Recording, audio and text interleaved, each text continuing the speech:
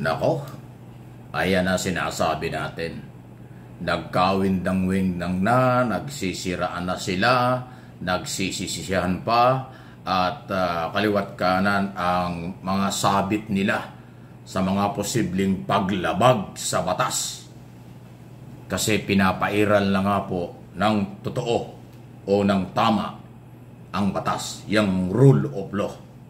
Ang tinutukoy ko po ay itong mga anti-Marcos, DDS, yan yung grupo ng Duterte at Kibuloy, yung mga abogado, mga vlogger, dito at sa abroad, yung mga rally-rally nila, yung mga ginagawa nila na mga paninira, fake news, fake video, at lahat po ay sabit.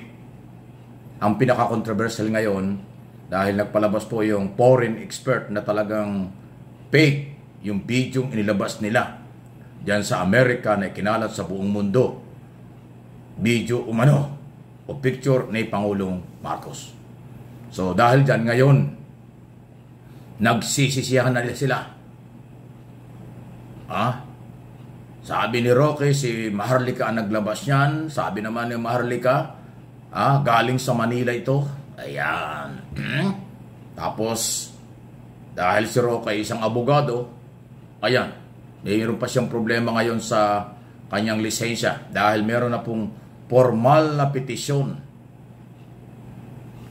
na siya ay pinadidisbar dahil ang mga abogado ay officer of the court, hindi dapat pumapatol sa mga fake news, fake video, or pag-akusa sa magitan ng mga fake at walang kaukulang pagpapatunay kasi abogado. Kaya ground daw po yun for disbarment. Naloko na. Wanted pa siya ngayon. Pinaghahanap na siya ng Congress.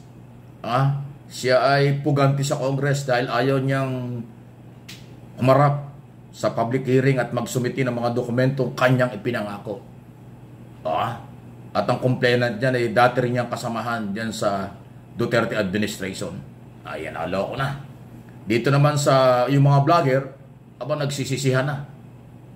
Sisi sila ng sisi at dinay ng dinay, hindi niya alam na hawak na ng NBI ang lahat ng mapapagkakilanlan kung sino ang nagpakalat ng mga fake video ng ating Pangulo. At siyempre, lahat sila ay mananagot.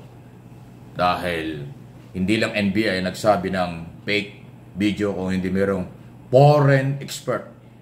Galing pa yata ng Indonesia yan, nagsabing fake yan, hindi si President Marcos yan. Naloko na. Ngayon nga, may lumabas pang picture na nababanggit si Marlon, kilala ko yun Yung na-appoint na dating undersecretary pero naunsimin, hindi natuloy si Marlon. Dati in media yan di ba? Dating nasa media, ako nasa media pa ngayon. Kamukha, yun daw ang ginamit na picture. Kapares na kapares, naloko na. Nagsisisihan talaga ngayon. Ayan. So, yan na yung bunga ng mga kanilang sobrang panlalait, paninira kay Pangulong Marcos para lang masira at papabagsak. Hindi naman po nangyari.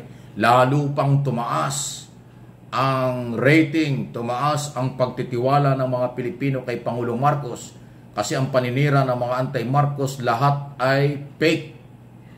Walang matibay na dokumento, walang matibay na ebidensya, puro allegation, puro verbal, puro hearsay. Hindi yan katanggap-tanggap.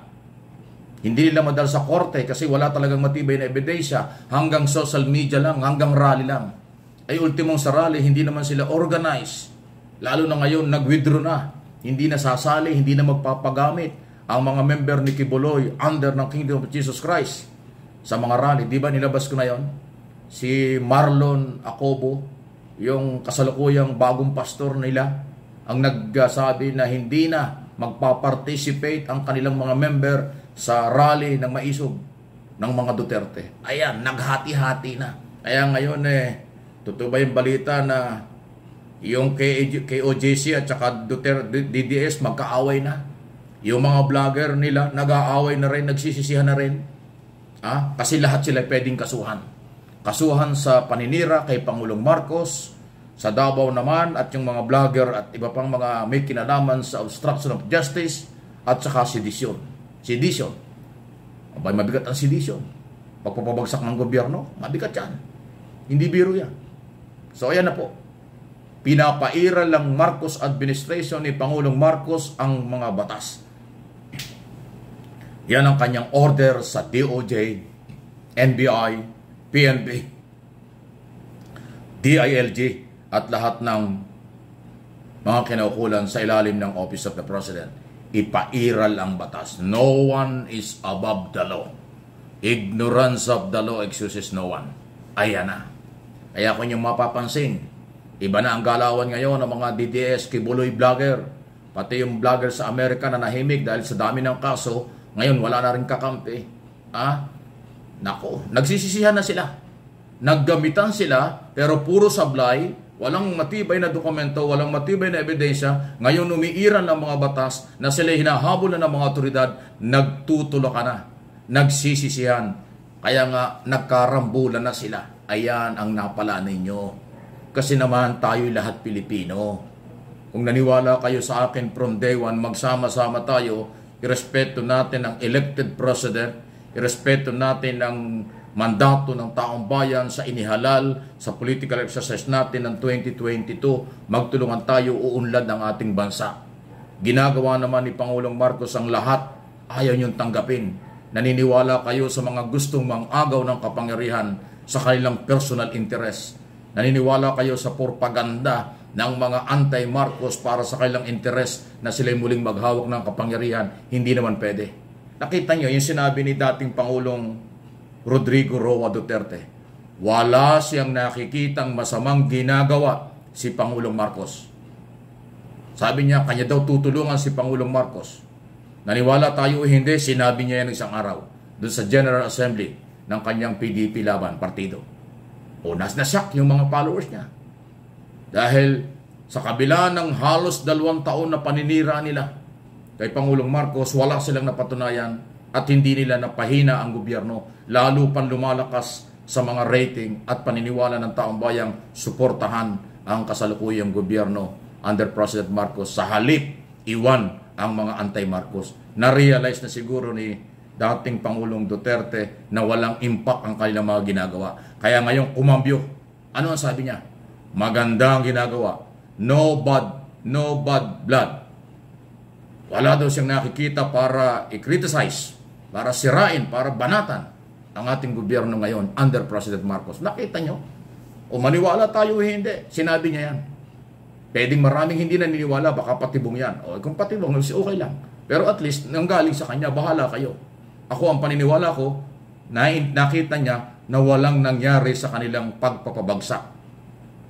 Yung bangag issue, yung pulburon issue, video, lahat sablay. Tapos itong mga malalapit kay Duterte, lahat ngayon nakakulong na.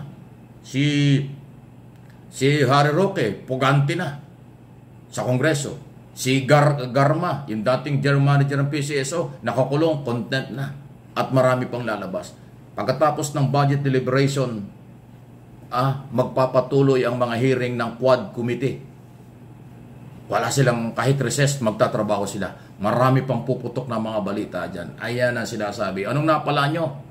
Wala na. Sumama na lang kayo sa gobyerno, magtulong-tulong tayo, tulungan natin ang mahirap, tulungan natin si Pangulong Marcos, magbayad ng tamang buwis, panalo. Magandang imahe natin sa international community. Dahil yung 2 taong mahigit na inyong paninira, enough na yon. Hindi nyo napatunayan. Magbagong buhay na kayo. Kung hindi, rule of law. No one is above the law. Gumagapang na, gumagalaw na. Kaya nga nagkagulo na kayo. Please like, subscribe, and follow sa aking mga channel. Dito, MA Pinoy TV. At yung isang channel natin, Mike Abby Opinions. Hindi tayo titigil. Ipaglalaban natin ang tama at susuportahan natin si Pangulong Marcos.